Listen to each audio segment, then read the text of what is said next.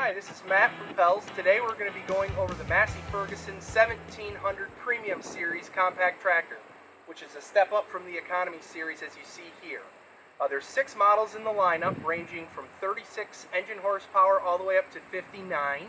2 available transmissions, a 3-range hydrostatic transmission and a 12x12 power shuttle transmission.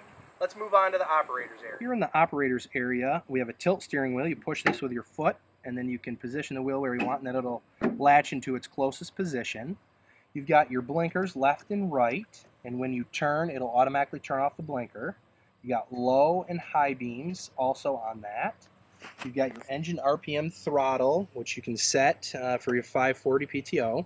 You have independent PTOs on the Premium Series. This is how you turn them on. You push it down and over, and it'll hold in position.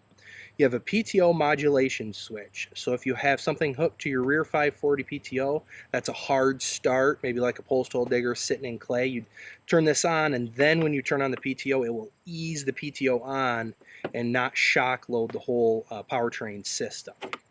Just tap to turn off the PTO. Parking brake lever is right here. You've got your key switch right here. You've got your hydrostatic side-by-side pedals. Your forward and reverse is the outer one. And when you push forward on the pedal, not only will it increase ground speed, but it will also automatically rev your engine RPMs for you, so you're not constantly using the hand throttle to meet your RPMs. Then as we come up the side here, you've got your loader joystick built right in off your seat. Easy to get at, easy to do a lot of loader work with. On the side here, you have a lock, which will lock the joystick, so if you were to want to get off this way, if you bump it, you have a tendency not to move the loader.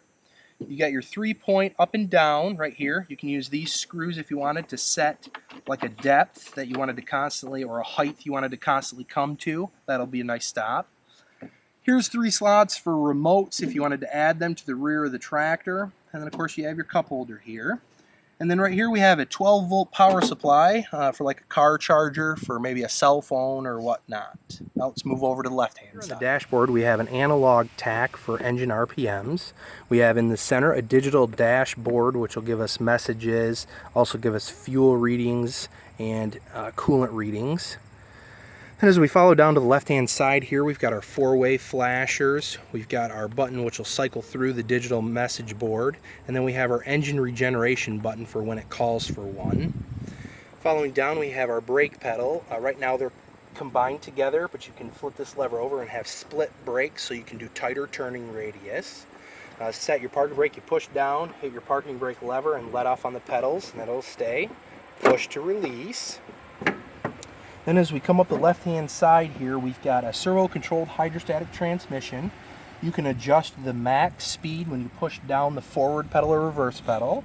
You can also adjust how fast the pedals respond to you. So if you're learning a hydro, you get used to it. You have electronic cruise control, so wherever you have the pedal set, you just push that button and it'll continue at that speed. Say you're doing a lot of mowing or something with the tractor. Here's our 3-range hydrostatic lever that you can select in. 4-wheel drive lever. When it's down, it's in 4-wheel drive. When it's up, it's in 2-wheel drive. Back here, this lever is for our rear 540 PTO, and if you got the optional 2000 RPM mid-mount PTO, it would go in this slot right here. These are going to select what button or what the button on the dash turns on for PTOs. So if it's in 540, just the rear would turn on. If you had the optional 2000 mid and that one on, then both PTOs would turn on. Here in the Premium Series tractor, we have a more deluxe seat. It's got a wider bottom to the seat and a wider top. You have adjustable armrests. You just adjust the screw to set them to whatever level you would like. In the front, you've got the adjustment for the suspension of the seat, so you can fit it to the person riding it. You also have adjustment for forward and back of the seat to adjust yourself to the pedals so you fit it correctly. Down here, we have a 3-point valve control. This is going to control how fast the 3-point arms go down. Here's a rear differential lock. This will lock the rear end together so that the tires spin at the same time.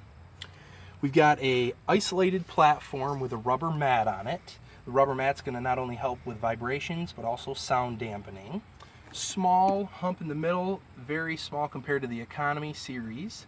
And as we come forward here, we've got our diesel fuel tank and the easy fill right here from ground level. Don't have to get up over the hood or anything like that. You also have steps on both sides and grab handles on both sides of the fenders to get onto the tractor. Here in the front of the tractor, in the engine compartment, we've got easy access to our battery, our air filter, our radiator cap, radiator's there, radiator overfill tank. You also have your radiator screen that is held in with a little clip. You can pull it out and clean it. You have to raise the loader up a little bit to get it out. And then on the smaller 3 models of the Premium Series, you've got a Mitsubishi Tier 4 final engine, a 1.7 liter, 3-cylinder. And then when you go to the larger 3 models, you have a 4-cylinder, 2.2 liter engine in those. Now on this side of the engine here, you can see we've got our oil fill, easy to get at. You've got our oil dipstick, little trickier, but not too bad. It's yellow, easy to see. And then you got your oil filter right here. Back here on a Tier 4 final engine, you've got your diesel exhaust regeneration system. You also have your diesel oxidation catalysts on this system for Tier 4 final emissions. When the soot level builds up to full, it'll show on the message board on the dash. The system's going to call for a manual regeneration, and that's that button you hit. There's a sequence to do, and then it'll do a regeneration inside this exhaust system. On the front of the loader, we have skid steer quick attach, so anything a skid steer can hook to, this should be able to hook to. You also on this side have a bucket level indicator, which is right here. This yellow part is what's going to indicate when the bucket is level to the ground and when you're digging in also. Now let's head around to the loader hydraulics to go over how to remove. The loader, we've got our hydraulics. They couple in right here on the side of the tractor. They are lettered corresponding to the decal right here, so you put them on there correctly. When you go to take off the loader, you're going to flip down your stands that are built in right here, pin them in, and use the stands and the bucket edge to take pressure off your pins back here. Take those out, and then you use the hydraulics to lift the red part out of the gray cradle, and then back up slightly, shut off the tractor, take pressure off your hydraulic lines, and then quick disconnect them. And then that's going to be how you remove the loader.